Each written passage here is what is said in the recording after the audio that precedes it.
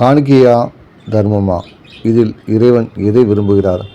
காணிக்கையா அல்லது தர்மமா என்ற கேள்வி பல காலமாக எழுவது உண்டு. கோவில் உண்டியலில் காணிக்கை செலுத்தி இறைவனை வழிபடுவதற்கும், கோவிலுக்கு வெளியே காத்திருக்கும் சிலருக்கும், அல்லது வறுமையில் பிடியில் இருக்கும் சிலருக்கும், கல்வியில் பயில முடியாமல் தவித்திருப்பவர்களுக்கும் உதவி செய்து அதன் மூலம் இறைவனை அடைவதற்கும் நிறைய வித்தியாசங்கள் உண்டு. உண்மையில் இறைவன் விரும்புவது காணிக்கையா தர்மமா? இதற்கு இறைவனே ஒரு உதாரணத்தை சொல்கிறார். ஒரு முறை சிவருமான் நீண்ட தியானத்திற்கு பிறகு வெளியே வருகிறார்.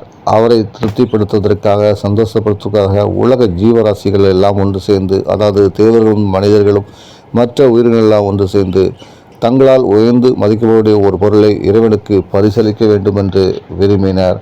அதை நோக்கி இதில் ஏழை குடியவன் ஒருவனும் தன் வீட்டில் வைத்திருந்த அவனுக்கு முக்கியமான ஒரு பொருளை இறைவனுக்கு பரிசளிக்க விரும்பினான். வீட்டில் இருந்த தானியங்களையும் சிறு காணிக்கைகளையும் எடுத்துக்கொண்டு அவன் வேகமாக சிவன் இருக்கும் பகுதியை நோக்கி விரைந்தான். அப்போது அவன் கண்ணில் ஒரு ஏழை வறியவன் ஒருவன் கண்பட்டான். ஐயா, பசித்திருக்கிறது, எனக்கு உணவளியுங்கள், எனக்கு உதவி செய்யுங்கள் என்று அவன் மன்றாடினான். இவனுக்காக பொருள் எடுத்து செல்கிறோமே, இவனும் என்னை போன்ற ஏழைதானே, பசிக்கிறது என்கிறானே, கொடுக்க வேண்டுமா என்று அவன் மனம் ஒரு கணம் யோசிக்க தொடங்கியது. மறுகணம் அவன் ஒன்றே மட்டும்தான் யோசித்தான். என்னவென்றால், எல்லாம் சிவர்ப்பணம். சிவனுக்கு எல்லாம் ஒரு அர்ப்பணம்தானே, சிவனுக்கு காணிக்கையாக போவது.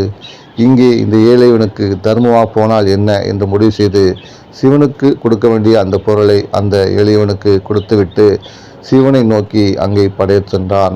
அங்கு பெருங்கூட்டம் இருந்தது. சிவனை நோக்கி சிவனுக்கு பலவிதமான உலகத்தில் கிடைக்கக்கூடிய அனைத்து பொருட்களும் சிவன் முன்னால் வைக்கப்பட்டிருந்தது. இதில் யார் உயர்ந்தவர் என்று சிவன் முடிவு செய்யட்டும் என்று தேவர்களும் மனிதர்களும் மற்ற உயிரினங்களும் நின்று கொண்டிருந்த போது சிவன் அந்த ஏழை வலியவனை அழைத்தார். இவன்தான் என்னுடைய சிறந்த பக்தன் என்று சிவபெருமான் கூறினார். ஏன், எப்படி என்று நாம் கேட்பது போல அங்குள்ள தேவர்களும் கேட்க தொடங்கிய போது சிவபெருமான் சிரித்து கொண்டே சொன்னாராம், எனக்கு காணிக்கையா தர்மமா என்றால் எனக்கு தர்மம்தான் முக்கியம்.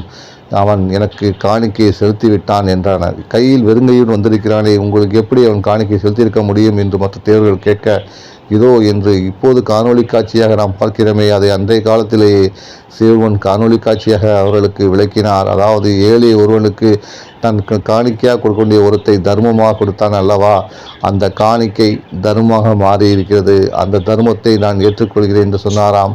ஆகவே நம்ம எந்த ஒரு செயலை செய்தாலும் அது காணிக்கையாக இருந்தாலும் அந்த காணிக்கை பிறருக்கு சென்று தர்மமாக மாறும்போது அது இறைவனுக்கு திருப்தியும் மகிழ்ச்சியும் சந்தோஷத்தை அளிக்கிறது. அந்த இறைவன் நம்மளை அன்போடு அரவணைக்கிறான். நம்ம அன்பான இதயத்தில் குடியும் போகிறான். இதேதான் இங்கே கடவுள் உணர்த்துகிறார். காணிக்கைக்கும் தர்மத்திற்கும் உள்ள வித்தியாசமும் இதுதான். ஒருத்தருக்கு உதவும் உண்டியலில் போடும்போது காணிக்கையாக இருக்கும், ஆனால் அதை மற்றவருக்கு உதவும் போது தர்மமாக மாறும். அது தர்மமாக மாறும்போது இறைவன் சன்னதியை எளிதாக அடையலாம் என்பதுதான் சிவதத்துவமாக இருக்கிறது. அதனால தான் என்னவோ சிவபெருமான் எப்போதும் ஐப்பசி மாதம் என்றால் என்னை அன்னபிஷேகம் செய்து ஏழை எளியோர்களும் பசியால் வாழக்கூடாது என்பதற்காக அன்னாபிஷேகத்தை, அன்னதானத்தை அன்றைய காலத்திலே தொடங்கி வைத்தவர் சிவபெருமான் என்பது என்றால் அது மிகையல்ல. அதைதான் அன்றைய கால மன்னர்களும் ராஜராஜ சோழனிலிருந்து அனைத்து மன்னர்களும் கடைபிடித்தார்கள். கோயிலை கட்டி வைத்தார்கள், அன்னதானத்தை கொண்டு வந்தார்கள், வழிபோக்கர்களுக்காக கட்டிடங்களை கட்டி வைத்தார்கள், சிவன் பெயரில் தொண்டு செய்தார்கள், சிவன் பெயரில் அனைத்தும் செய்தார்கள், சிவன் பெயரில் தியானம் செய்தார்கள், சிவன் பெயரில் தானம் செய்தார்கள், வழி தேடி வந்தவர்களுக்கு புசி என்று உணவு அளித்தார்கள், தண்ணீர் கொடுத்தார்கள், உறங்குவதற்கும் தங்குவதற்கும் இடம் கொடுத்தார்கள். ஆனால் இன்றைய காலகட்டத்தில் நாம் எப்படி இருக்கிறோம் என்பது சற்றே யோசித்தால் போதும்.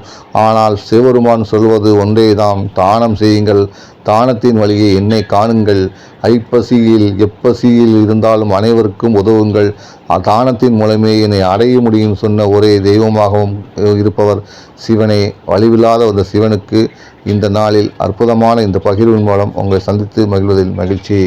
தொடர்ந்து என் மன உலகத்தில் இணைந்திருங்கள். எங்கள் இதயத்துடன் எப்போதும் கலந்திருங்கள்.